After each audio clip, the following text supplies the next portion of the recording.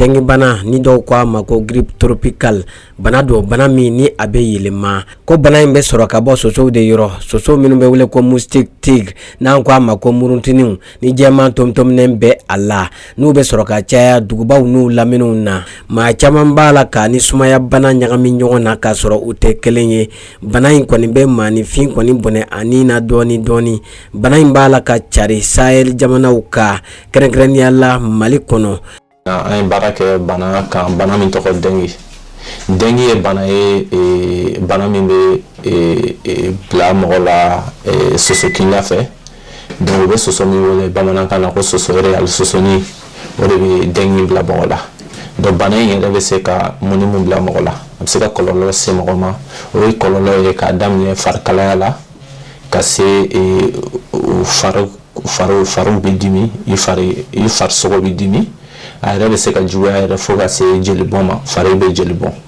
donc o ye a jugumanw ye. Ko n'i y'a ta k'a lajɛ uti kalo san 2023 ka n'a bila mai kalo san 2024 na Bamakɔ kin wɔɔrɔ bɛɛ lajɛlen bana in y'a bɛɛ lajɛlen kɔni sɔrɔ bana do bana min ni a bɛ maanifin fanga ban dɔɔni dɔɔni ni ka i sɛgɛ ka sɔrɔ ka i bɔnɛ i nin na fɛn min ye bana in kɔni ko a ye maa 1422 a ye o de sɔrɔ an ka jamana kɔnɔna na walasa ka se ka dansigi bana in ka carili la ICRC dɔɔni banganaw olu wulila ni ka ɲininiw kɔni daminɛ ka bana ɲini ni ka a dɔn ani ka banakisɛ a bɛ sɔrɔ cogoya min na ka se ka o bɛɛ lajɛlen kɔni dɔn walasa ka se ka fɛɛrɛ kɛrɛnkɛrɛnnenw kɔni sigi sen kan min bɛ se ka dankari bana in ale ka cariliw la.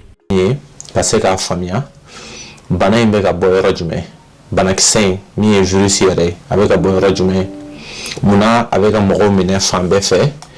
la an ka équipe ye farala ɲɔgɔn kan ale ni an ka équipe la mɔgɔ caman b'a la dɔgɔtɔrɔ b'a la biologiste b'a la donc an ye banabagatɔ mun ladara fɛn la service infectieux la fo à chef de service professeur Sungalu Dawe donc avec le professeur Yakuba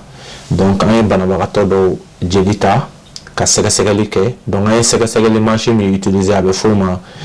séquençage donc séquençage en permettait avec un technique kura dɔ développé ou avec l'université de Columbia n'an ye o sigi ICRC la sisan o b'a to ni ala mɔgɔ kelen jeli la an bɛ se ka virusi banakisɛ virusi sɛgɛsɛgɛ fo ka taa se virusi famille 200 ni dɔɔni ma. ICRC ɲininikɛlaw ka sɛgɛsɛgɛli kɛra sababuya ye ni ka se ka banakisɛ in dɔn ni ka tila k'a dɔn nakari fɛn min ye banakisɛ in a suguya caman bɛ yen nɔ u y'olu bɛɛ lajɛlen ɲini k'olu dɔn ani bana in bɛ maa minɛ ka taa waati min ka taa bila waati min o sɛgɛsɛgɛliw bɛɛ lajɛlen kɔni kɔfɛ u sɔrɔla ka fɛɛrɛw kɔni sigi sen kan fɛɛrɛ minnu bɛ se ka dankari bana in ale carili la. An y'a jateminɛ fɛnɛ dengue modèle min bɛ circulation na an ka banabagatɔw cɛ la o ye dengue parce que dengue ye modèle 4 ye k'a daminɛ fɔlɔ la fo ka taa se 4nan ma donc an ye dengue fɔlɔ ani 3nan de ye an ka banabagatɔw la mais papier in yɛrɛ an ye papier min bila Amérique jamana journal dɔ la pour que ka an ye découverte min kɛ pour que ka wara papier in na an y'a ye que dengue 3nan de ka ca an ka banabagatɔw la bien que dengue fɔlɔ in ale dɔnnen don k'a bɛ sɔrɔ a bɛ Afrique de l'Ouest la mais dengue 3nan de fana ka ca an ka banabagatɔw la mais an ka découverte min fana kɛra encore intéressant était de voir que dengue 3nan in modèle min yera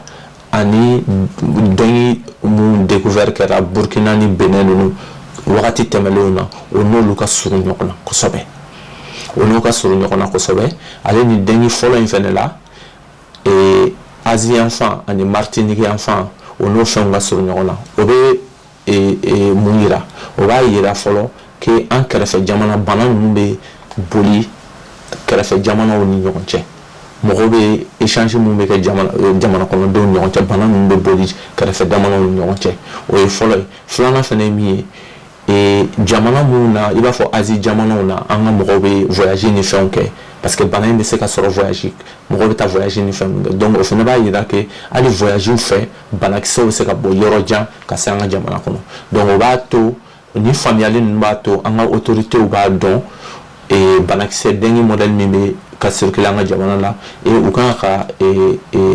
misali min ta pour que ka banakisɛ kɛlɛ ka banakisɛ faamuya hali bi an ka baara in bɛ olu dɛmɛ o la. Filanan fɛnɛ ye min ye fɛnɛ min ye dengue vaccin komi vaccin farajɛ jamana dɔw bɛ ka baara kɛ dengue vaccin kan, vaccin dɔw yɛrɛ sera phase avancée na, donc nin fɛnɛ b'a yira o fɛnɛ ni information bɛ se k'olu fɛnɛ dɛmɛ k'a dɔn est-ce que dengue modèle min bɛ ka munumunu an ka jamana kɔnɔ vaccin bɛ se ka o dengue kɛlɛ ka ɲa.